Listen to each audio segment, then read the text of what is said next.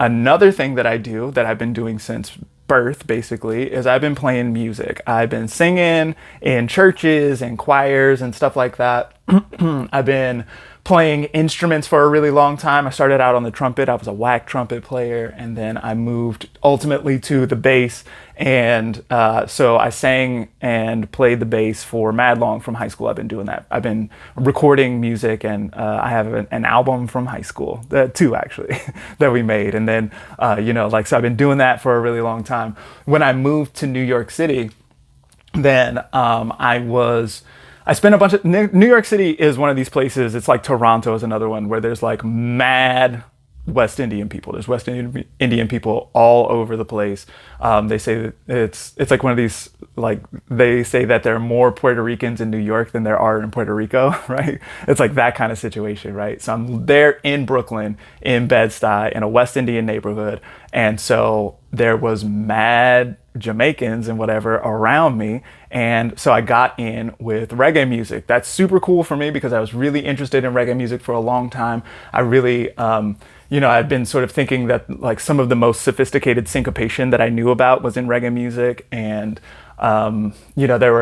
I can think of two times off the top of my head when I was like ready to commit suicide and Bob Marley came through and said something deep to me in that moment. And so I didn't jump. And so it had been a thing that was like super important to me for a real long time. And I got involved in the community in New York City. And so New York City reggae music, that's super tough. You know what I mean? Like we're talking about Barrington Levy is from there and whatever. There's like a million great artists who like went on to the big time and whatever. I worked with a lot of them. I was there and I sitting in the same room as Johnny Osborne or Maxi Priest or, I went on tour with Anthony B for a little while and this kind of thing. Right. So got real deep into the reggae community there.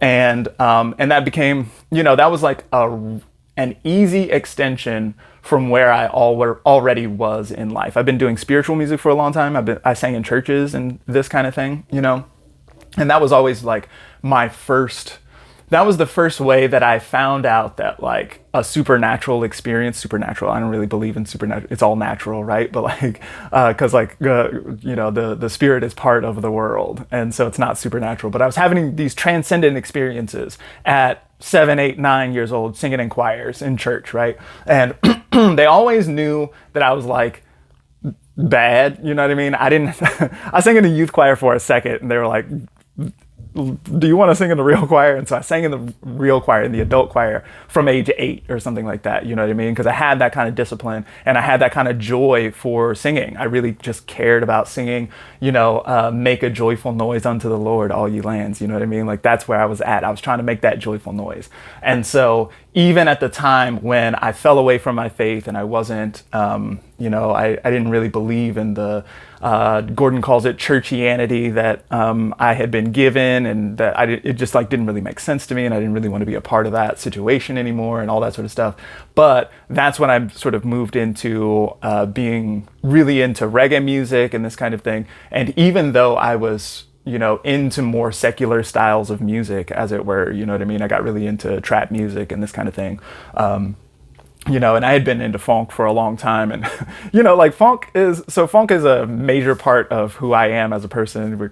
It's in my name. I come from a lineage of P-Funk, and maybe one day I'll talk about P-Funk and the relationship between P-Funk and Z-Funk and all that, right? But so like it's worth mentioning that Kirk Franklin, who was a major gospel artist, who was a major influence on me when I was, 6, 7 years old or whatever. Kirk Franklin won a Grammy on a P-Funk song. His song Stomp straight up bit One Nation Under a Groove. Like, and it's not a secret. This is not news to P-Funk All-Stars. This is not news to gospel singers. Like, everybody knows that this is happening, right? Or that this happened. And so what I'm getting at here is like the overlay of these, to me, these are the same thing. You could be singing about sex, which is something that I don't see as not sacred. Or you could be singing about drugs and rock and roll, which is something that I don't see as not sacred. Or you could be singing about transcendent experiences that you've had and this kind of thing. And I see all of that as being part of the sacred operation that is music, right? And so I've been really interested in that for a long time, for my whole life. And so as I got into astrology and into more spiritual art forms, I got into magic and ancestor reverence and this kind of thing, right? So I had been thinking with ways to sort of put those things together.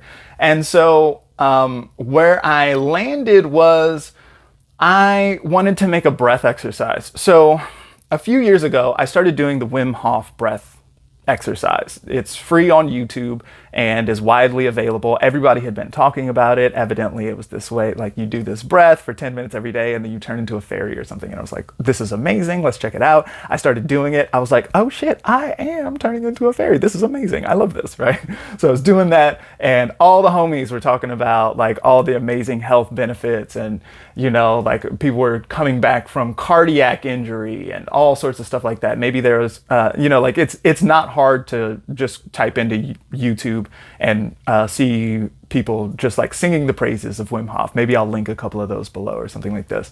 But, the Wim Hof breath exercise is obviously working for a lot of people. It felt really good in my body. But what I found was when I did the video, like I would put it on and do it along with it. And what I noticed was a couple of things. First was that, so Wim Hof is known as the Iceman a lot of times. And so he is this character who he sort of takes it to the extreme. He does his breathing technique and he does it in these sub-zero conditions and he's just like, he's sitting on a glacier or some wild shit like that. And he's like, in his shorts and he's just like loving it and everything like this. They're submerging him in water and he's not breathing for super long periods of time and shit like that, right?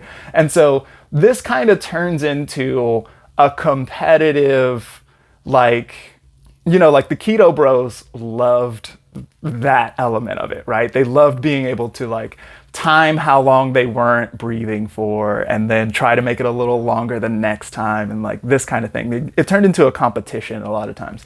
And this is like noticeable in the music, right? When Wim Hof, you're doing the breathing along with his video, then it comes time to stop breathing and then a timer turns on and you hear this like click, click, click, click, clicking throughout that time.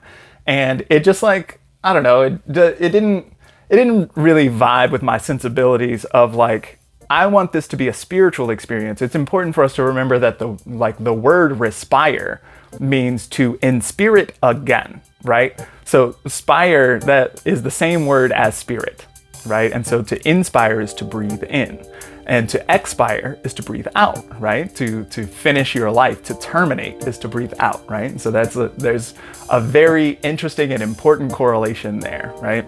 And so to my mind, I just didn't like the sort of competitive, like the ice baths and all the rest of it. It like turns into this like, it turns into a powerlifting competition in a way that just didn't really resonate with me very well. I also noticed that I didn't like the music very much. The music was like, his voice was like super compressed and very, very forward and it's, it kind of gets in the way when you're trying to chill. You're like not breathing in this super chill space, and then his voice is really loud and a lot of stuff like that. There's a beat to go with it, but the beat doesn't follow the breath, and so it's just a beat and stuff like that. Like I had quibbles, right? And so I did it for a fairly long period of time, but I found that I had a resistance to it. I didn't want to do it for those reasons that I've been mentioning, right? And so I ultimately came to a place where I was like, okay, well, I know how to do spiritual music and I know the kind of vibe that I'm trying to go for here. So why don't I make something cooler than what I'm seeing here? Why don't I make the breath exercise be the change you want to be the change you want to see in the world, right? So like that is what I ended up doing.